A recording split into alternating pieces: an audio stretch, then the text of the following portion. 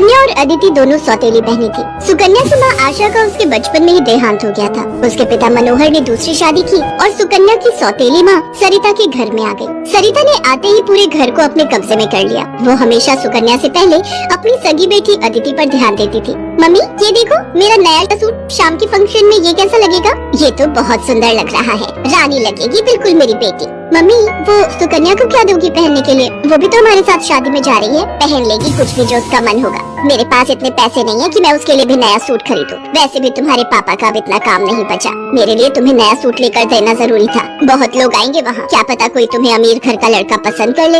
अरे सरिता, कभी कभी अपनी बड़ी बेटी सुकन्या के बारे में भी सोच लिया करो। वो बेचारी भी तो शादी लायक है। बस आ गए अपनी लाडली बेटी के बारे में चिंता करने। पता नहीं कौन से मनहूस दिन मेरी तुम्हारे साथ शादी हुई थी। जब से आई हूँ एक ही नाम तुम्हारे मुंह पर चढ़ा हुआ है। देखती हूँ सुकन्या सुकन्या। अरे तुम्हारी दूसरी बेटी अदिति भी कुंवारी है, वो भी तुम्हारी ही बेटी है। उसके बारे में भी कुछ सोचा करो। मैं हूँ जो पैसे जोड़ जोड़ कर अपनी बेटी को सूट दिलवाए हैं। अब शाम को चलने की तैयारी कर लो, बहुत बड़े बड़े लोग उस शादी में आएंगे। ये तो मेरी सहेली पुष्पा की बड़ी मेहरबानी है जो उसने हमें एक कार्ड दे दिया, वरना हम गरीबों को इस शहर में और इतनी बड़ी शादी में कौन पूछेगा। मनोहर को पता था कि सरिता का स्वभाव बहुत ही खड़ूस है, इसलिए वो चुपचाप अपने कमरे में चला जाता है। शाम को सब लोग शादी के लिए तैयार होते हैं। अदिति बहुत ही सुंदर सूट पहनकर तैयार होती है। सुकन्या के पास तो कपड़े ही नहीं थे। अचानक मनोहर सुकन्या के पास आता है। सुकन्या बेटी, ये ले, ये तेरी माँ की साड़ी है, तू ये पहन कर तैयार हो जा। देख कितनी सुंदर साड़ी है, मेरे संदूक में रखी थी, मैं वही ढूंढ रहा था और आज मुझे मिल गई।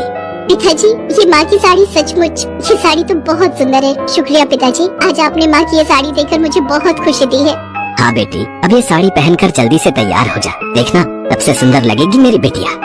सुकन्या अपनी माँ की साड़ी पहनकर तैयार हो जाती है। सब लोग शादी में पहुँचते हैं। सरिता जानबूझकर अदिति को ही आगे कर रही थी ताकि वहाँ लोग अदिति को ही देखें। तभी एक बहुत ही बड़े परिवार के लड़के आशीष की नजर सुकन्या पर पड़ती है। सुकन्या बिल्कुल अकेली खड़ी थी। वो लड़का उसके पास आया और उससे बात करने लगा। हेलो, मेरा नाम आशीष है और आपका?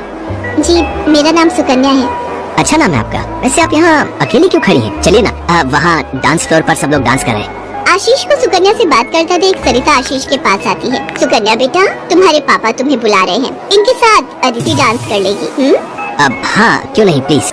मनोहर ने तो सुकन्या को बुलाया ही नहीं था। ये सब तो सरिता की चाल थी। थोड़ी देर बाद सुकन्या फिर से खड़ी थी। अदिति आशीष के साथ डांस करने लगती है। आशीष अभी भी सुकन्या की तरफ ही देख रहा था। शायद उसे सुकन्या पसंद आने लगी थी। आशीष पूरी शादी में सुकन्या से बात करने की कोशिश करता रहा, पर बार बार सरिता अदिति को बीच में लाने लगी। पर आशीष के मन में तो कुछ और ही चल रहा था। एक दिन जब सुकन्या घर के काम कर रही थी तो अचानक मनोहर के साथ आशीष और उसके माता पिता आ जाते हैं। सरिता, जाकर जल्दी से चाय नाश्ते का इंतजाम करो। घनश्याम जी अपने बेटे आशीष का रिश्ता हमारी सुकन्या के लिए लेकर आए हैं। क्या